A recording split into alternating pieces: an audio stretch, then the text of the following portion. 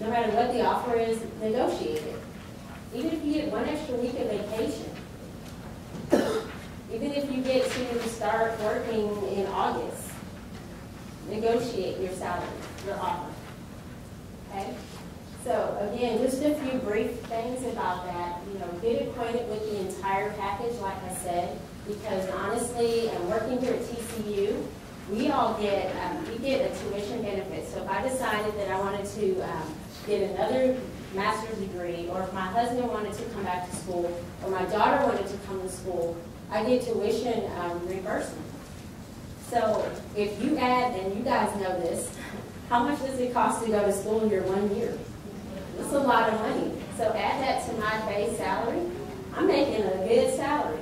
Now granted, I'm not using that benefit, but it's something that the university, when they hired me, they knew that there was a chance that they would have to add that on to my salary. So you just have to make sure that you are looking at everything and you're converting that to dollars and cents. I already mentioned this, avoid asking the salary question first, because you probably will not be on the winning side of that conversation. When you do have this discussion, and we're going to just talk about some things that, questions that might come up during that discussion. But when you do have that discussion, always be thinking about the quality that you bring to the job, okay, and the things that you contribute or can contribute to this employer. Anything that is promised, you get in writing. So if you're going back and forth and they tell you we're going to add on 2 weeks of vacation, or we're going to give you an additional 20,000 flight miles, get that in writing. Just say, well, can you amend the salary or the offer and send that back to me? Okay. Avoid any ultimatums. So in the case this young lady asked for more time, so maybe you say, I actually have a wedding that I'm in at the beginning of June, so I'm going to have to take some time off. And if they say, well, I'm sorry, our training program starts beginning of June. Well, if I can't get that time off, I won't be able to take this off. You never want to go in that way, because then they'll just say, okay, well, good luck to you and have fun at that wedding and be unemployed. Okay, so you definitely want to make sure you're not making ultimatums. And also use integrity. Make sure that when you've done your due diligence, that you're not just trying to get every single dollar, squeeze every single dollar out of them that you can. You want to make sure that they know that you've done your research and that this is a very reasonable thing that you're asking. And this is what you're worth, and here's why. Okay? So on this handout, these are some of the questions that you might run across. The first one is pretty common. And this is a lot of times before an employer will give you an offer, they might ask you. I think somebody mentioned that. What kind of salary are you looking for? Okay. So based on what we talked about today, who wants to volunteer to take a stab at how you would answer that? So I'm an employer, and I'm asking you, what kind of salary are you looking for?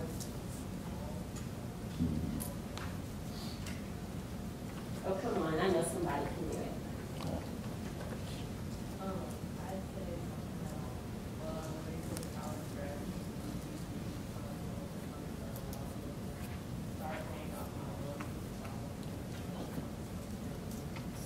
Okay, well, I think 30,000 might help. Oh, you still Mm-hmm. according to my calculation. I'm not certain at this point. That is a great range. We can just set that. Okay. What do you guys think? I think you did really good. Really good. Did anyone catch what she didn't do? What did she say? I'm sorry, we didn't hear. Oh, I'm so sorry. She said that I asked her what kind of salary she's looking for. She said, well, I'm a recent college graduate, and based on that, I would hope to look for something that would help me to pay off my loans and other goals that I have for myself. And I said, well, I think 30,000 would help with that. And she said, well, based on my calculations, I have a different range in mind, and we can discuss that. Bless you. I thought that was really good. What you didn't do is commit to something too early. And you also started the discussion of why you are going to ask for what ultimately you asked for. So when you told me based on your calculations, then in my brain I'm thinking, oh, okay, well, she's done some research here, so I'm not going to be able to get her cheap, you know. And a lot of times they might try to do that. Okay, so that was very good. Okay. We don't negotiate, take it or leave it. So I hope I'm not crying and getting too personal, but with either of you, when you got to the point where they told you they didn't negotiate, what was it that caused you to accept the offer anyway, knowing that they can't negotiate? Okay. Okay, so prior to that, you had already figured out what they probably were going to offer you, and you were...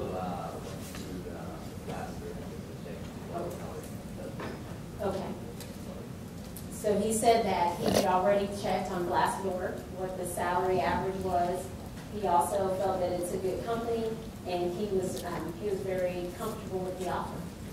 Okay, so this is a situation where he didn't negotiate, but he didn't feel that he needed to, and that's perfectly fine. That's perfectly fine. I don't want you all to walk away from here thinking that you can't just accept what they offer you. What I want you to walk away knowing is that when you get an offer, you owe it to yourself to make sure that what you are accepting is going to fit in with all of the goals that you set for yourself. Okay, so that's why I'm talking about all of this research and all of the things that you need to be considering when you look at an offer. Okay, let's see. I love number 8. I really think that I could get someone from Wharton, Stanford, or Harvard for that kind of money. Why should I pay you this much? So let's go back to, I'm sorry, what was your name again? Michaela. And she said based on her calculations, she had another range in mind.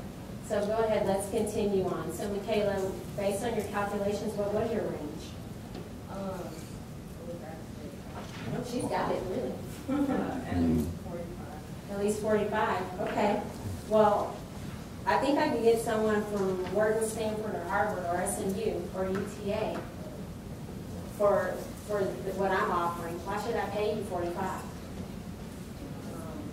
Well, that's not the school I graduated from, and I'm certain that it is that I would be at GCU as a young change. So as those other universities, and you get to see how we're same quality, but more quality. Okay, and we didn't rehearse this, by the way. So she's doing this right off the cuff. I think that's very good.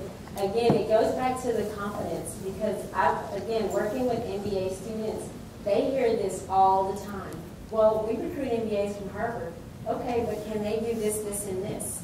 Harvard MBAs don't do this, but this is what TCU MBAs can do. An undergrad from TCU has gone through this, this, and this. I'm not sure what the other schools have done to prepare their students. All I can speak to is what I've done at TCU. And I loved how you said that, because you were basically telling them you're not trashing another school. You're telling them what you bring to the table. And again, focusing on the quality that you bring and not getting roped into a conversation about other candidates that they might be considering is very key, very key. Did someone have a hand up in the back? Thought I saw. Maybe not? Okay. All right, so again, this is just intended to kind of give you a little bit of insight into how that discussion will go. It can be a little awkward, especially if it's done over the phone, because you don't have the benefit of seeing how they're responding to what you're saying. You kind of have to rely on verbal cues, okay? But I guarantee you, once you go through this type of discussion, you will definitely see that it's really not personal against you. These companies, they do this all the time. They have a ton of offers that they extend to a ton of students across the country, and this is very, very routine for them. It's not routine for you, which is why we're talking about it today. And what I would hope is that not only for your after graduation job, but that when you find yourself 10, 20 years from now, I would hope that you are a master at negotiating salary. Because in another 10 years, you should be able to have double your salary. So if you, let's say you leave here and you're gonna be making $35,000. So how old are you guys gonna be in 10 years? What, 20 or 32, 31, 32? I don't even want to think how old I'll be. But at that point, your expenses will have grown. You might have a family, you might have a mortgage. You'll be in a different place in your life. And there's going to be a lot of things that you're going to want to do. So you're always going to have to think about how you're going to have conversations. Even if you're still at Fidelity and you just decide, I need more money. I do a lot of things for this company. I've pretty much maxed out what I can do. I need to have a conversation with my boss because I'm unhappy right now with my career. And I want to do something about my compensation. Okay? Negotiating is a life skill, and you will get very good at it the more you do it. And not just negotiating your job, but negotiating how much you're going to pay for a car or a home. All of those things require the same skill sets. It's knowing what you want based on the research you've done. Okay? I think, am I coming close on time? Yes, you got 5 minutes. Okay, great.